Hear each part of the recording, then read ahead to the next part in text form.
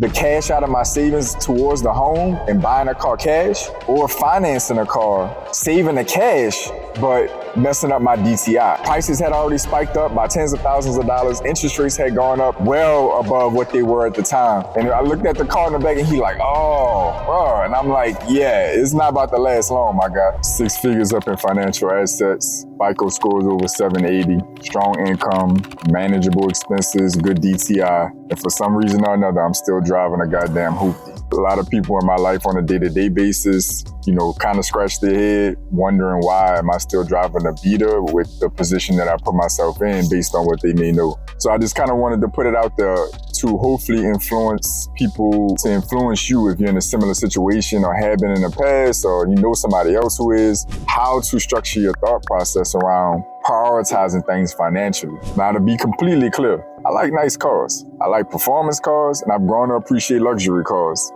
From time to time, if I'm out of town, things like that, I have to rent. And, sometimes I end up with a nice car. Trust me, you notice the difference. I'm also somebody who respects the idea that materialistic things shouldn't be overwhelmingly important to you, but at the same time, it's like a nice watch, really nice tailored clothes, a nice car. These are the physical manifestations of human ingenuity, creativity, artistic skills. There's a lot that goes into creating these things. So, it's no sin to me to have nice things or appreciate them. It's really not, especially if it's actually nice stuff. That having been said, there's a lot of financial reasons. There's strong financial reasons, at least, why I've bit down on driving really a car that a lot of people probably would be low-key embarrassed to be in. And it's not like horrible. It's a Nissan Versa, like a 2016 Nissan Versa. But, in today's world where internet age and, faking it till you make it, I know a lot of people, like close up and, in passing, that have prematurely made the sacrifice to get cars they can't afford just because they can't deal with the psychological pressure of being seen in and hopping in and out of something that doesn't represent how they want to look. And, me making this decision has taught me a lot about myself. Like, I've learned a lot about my self-image, my self-worth, my ability to be confident even when I'm not well represented by my clothes or by my car. Doesn't mean I don't take care of myself or I don't care, but I know beyond these things what kind of man I am and who I am. And I'm learning that more every day. Driving, a hoopty is not an easy thing to do in today's society. It's really not. I purchased this car in February of 2022. So at the time of this recording, I'm only a couple months away from making my 3-year mark of buying this car. And I paid for it cash. I unfortunately caught the wave of price spikes at that time when I purchased it. So this car probably should only cost me like somewhere between $7,000 and $10,000 we'll throw out. But it ended up costing me around like 15 or 16 cash. I had a tough decision to make at the time. I was driving a SUV. The engine went out on me. And I had to decide at a time while I was pushing really hard to save to buy a home. I could have made the investment to try and replace the engine and go through all of that on that existing vehicle, buy a new vehicle. And I had to split the decision between buying a new vehicle that was just gonna be a baseline A to B or trying to get a nice vehicle. And again, at a time where I'm trying to keep my financials in order to purchase a home. By the way, for context purposes, purchasing a home completely by myself. Like, not, married and splitting it with anybody, no inheritance from family, like saving my own cash, building my own credit profile, stabilizing my income, stabilizing my job history. Everything it takes to qualify for a home is something that I did on my own. And I was in the midst of that decision at the time. So getting a new car was deciding on taking out the cash out of my savings towards the home and buying a car cash, or financing a car, saving the cash, but messing up my DTI. And so I had to do the math on which one of those two would be most impactful on me purchasing a home. And this is where it comes into play with understanding financial math, because it's important decisions behind it. I had to decide, $15,000 cash ain't no joke for most of us. But at the same note, a car note for $400, at least probably $350, $400 is not a joke either, especially if you do the math on affordability on a mortgage. You plug all your numbers in and just do zero for your expenses or like your monthly debts, and you'll get one number. Just throw $400 in there and watch how it changes how much you can afford. tens of thousands of dollars of house. So you can make a decision of buying a car and it can literally make the difference in you being in a nice suburban area or the hood, to be honest. So understanding this math and understanding this psychology, and I have a little bit of a favor in my camp, being a banker, being a financial services professional, etc. This stuff is a little bit more in my backyard, but it is still a choice for me to do my research. Because trust me, everybody that does what I do is not financially literate. I promise you, like some dumbass bankers out there. So going on 3 years, making this decision of having no car note. Since February of 2022, I went on to purchase my home. Very nice home, newly renovated, nice, safe subdivision. The median income, median property value is in a very good place based on my geographic location. I have really one of the more conservative houses in my subdivision, give or take. There's some nice houses back there and nice backyard. It's just a nice place. It's a nice place. More of a starter home, 3-bed, 2-bath, but I'm proud of it. Again, I did it by myself. And I've also amassed, we'll just call it around 100K in retirement stock assets, like portfolio wise in that arena. I'm just gonna throw out that number, but leave it kind of hazy as to where is that, north or south of that. Precious metals portfolio, decent size one of those. Started in self-funding a business out of my pocket and still maintaining all of my expenses as a father, running a household, et cetera, et cetera. Like the probability, if you stop and do the math, on what it would have been like had I made that decision differently. At the time of trying to purchase my home as one of my biggest financial priorities, interest rates in 2022 were just starting to go up. Housing prices had already shot through the roof. So affordability was at its absolute worst, like 2022, 2023, in the midst of me trying to buy. Can you imagine me slapping $400 or $500, $600 a month on my DTI, like on top of everything else? I watched my affordability in early 2022 go from we'll throw out as far up as $400,000 in home I could have afforded. By the time 2023 rolled around and I actually started to pull the trigger, prices had already spiked up by tens of thousands of dollars. Interest rates had gone up well above what they were at the time. Mortgage rates in particular. I was down in the twos, below 300, well over $100,000 in home purchasing affordability and value was out of my pocket with me doing nothing wrong financially. Just the market, the economy as a whole. So that was with me making the sacrifice of not adding a car note. Now I'm in Southeast Louisiana, so depending on where you are, that 400,000, 200-something thousand number may not seem like a big deal. You might be somewhere where that barely will get you a closet. I'm in Southeast Louisiana, barring parts of New Orleans, really, specific parts of the major cities in Louisiana. $400,000 will get you the governor's mansion.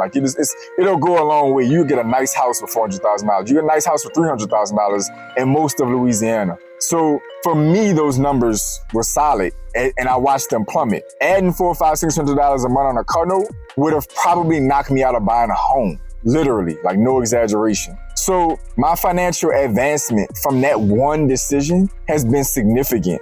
When I hop out of my car, hopping in and out of my car, I talk to my fellas, the partners, from time to time, my cousin in particular, I gotta be more transparent and speak. We have a running joke because, we stopped in somewhere to eat when we was hanging together at some point in time. The couple young ladies in the car looked like they might have been, showing some attention or checking out, whatever the case may be. And I hit my cousin on the arm because we were driving my car. And I was like, man, if they looking now, they ain't gonna be looking for long. He kind of looked at me like, man, what you talking about? And I said, and I looked at the car in the back and he like, oh, bro. And I'm like, yeah, it's not about to last long, my guy. I'm just jokingly to say not an easy decision to make, but in the back of my mind, I know that I can actually say I own a home at this point, years before the average person is able to afford it. And I purchased it at the hardest time and the worst affordability in the history of the country. I can say that I've built a reasonable retirement portfolio under the age of 40 that people don't really have, even at 50 something, if you look at the statistics.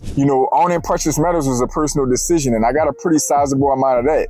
And again, self-funding a small business that's not consistent in any kind of earnings or revenue yet, and investing and betting on myself because I can afford to do so. These are decisions that behind me having a car that I can't necessarily be braggadocious or hop out of with my chest out, I still can hop out with my chest out because I know what I got going on in my life. First off, my health and well-being is intact. And I look at it and see your body's your first major vehicle. I'm hopping out of something that might be funny or might be just borderline of basics to other people. But, I can be very proud of my health and my physical condition and capabilities alone. That alone is enough reason to get out of my car with pride and hold my head up. But beyond that, financially, A lot of people are driving nice, expensive, high performance and luxury cars and going back to 1-bedroom apartments. A lot of people are not by choice. A lot of people are driving these kind of cars and don't have a dime in stocks, real estate or assets or precious metals or anything like that. A lot of people are driving these cars and they have these clothes. They don't have anything behind it,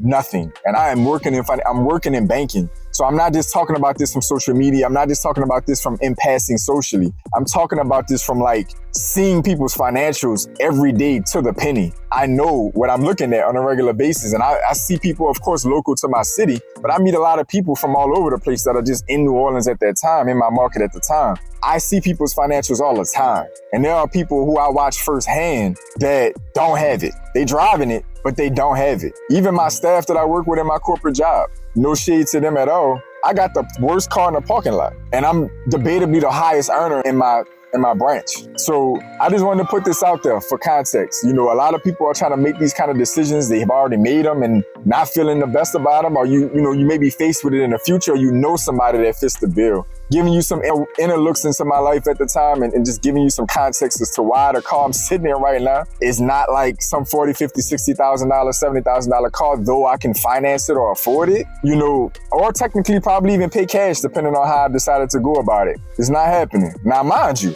is it time? For sure. That time's coming and I'm gonna be proud to be able to do that. Like when that time comes, I'm gonna get something nice. Y'all will see it. I'll put it on here when that time comes. But, you know, I also got a motorcycle, in case y'all, in catching this as I close this video out as well. I also got a motorcycle. So that kind of let off a little bit of the steam for the performance part for me. You know, I drive a sport bike, I ride a sport bike. So, you know, that also kind of helped a lot with, you know, the cooped up feeling that my vehicle could give me, you know what I mean? Because I go 65 in my car and it's shaking. So, you know, I had to find something to let that out. I am still somebody who appreciates performance, etc. But, you know, closing out, I just wanted to put this out there, you know, for y'all to think about, for those who catch this. You know, you're making some big decisions when you make these decisions. You're like, it may seem like a couple to a few $100s a month or a few $100s more. Maybe it's not the biggest deal in the world to you, but I promise you, it matters. It matters for sure. Like, and you can make decisions. I'm talking about a 2.5 year window of time, going on a 3-year window of time,